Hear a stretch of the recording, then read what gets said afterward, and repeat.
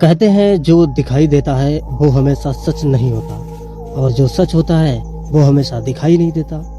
ये कहानी है उत्तर प्रदेश के डिस्ट्रिक्ट शाहजहांपुर के एक गांव नारायणपुर की, जहां छलावा सिर्फ डर नहीं एक सच्चाई है।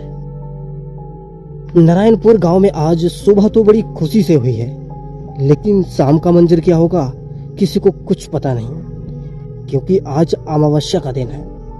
काली अंधेरी रात होगी, तभी देखते ही देखते गांव में अंधेरा होने लगता है, काली रात आने लगती है।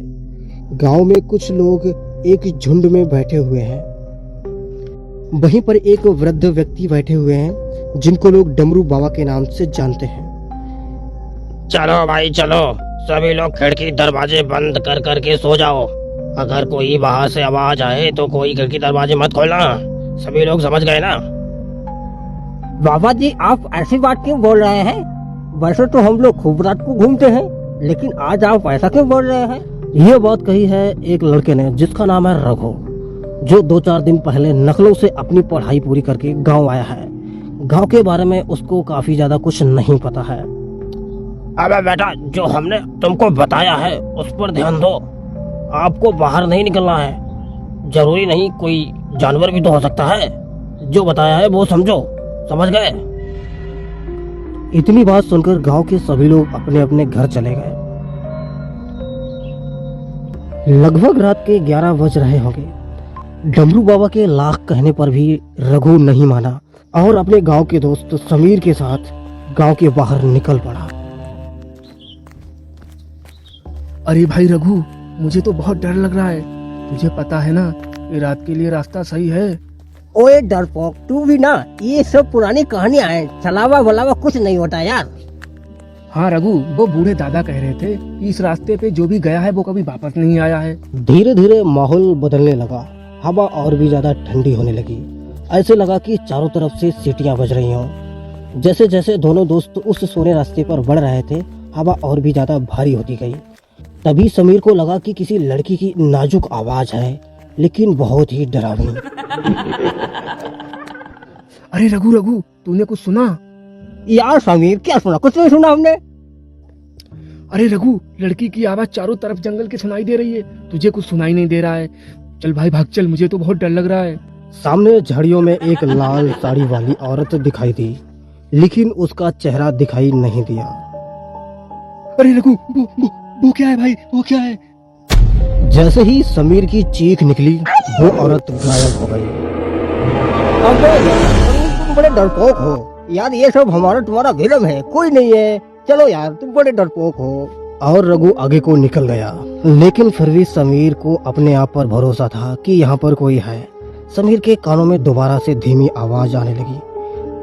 तू ही तो था जिसने मुझे पहचाना नहीं। समीर की आंखों के सामने उसकी माँ खड़ी थी, वही चेहरा, वही मुस्कान। लेकिन ताज्जुब की बात यह थी कि उसका तो देहांत 4 साल पहले ही हो चुका था।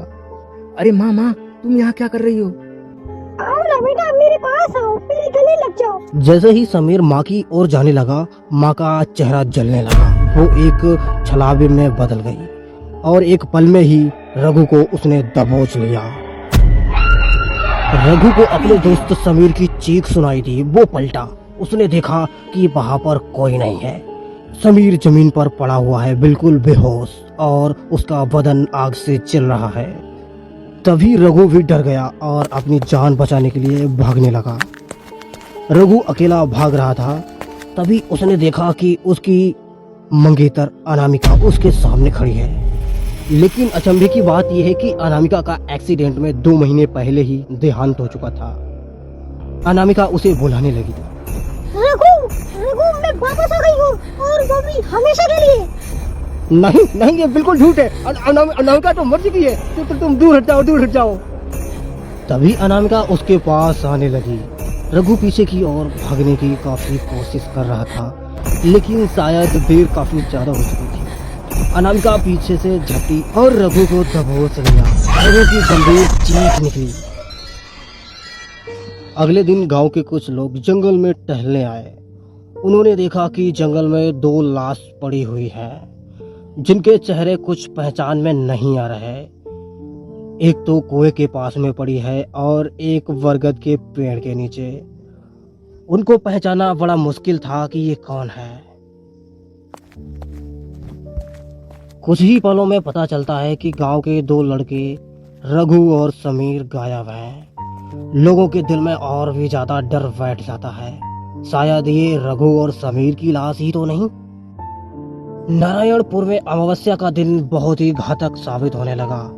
जब भी अमावस्या आती तो कोई ना कोई मारा जाता।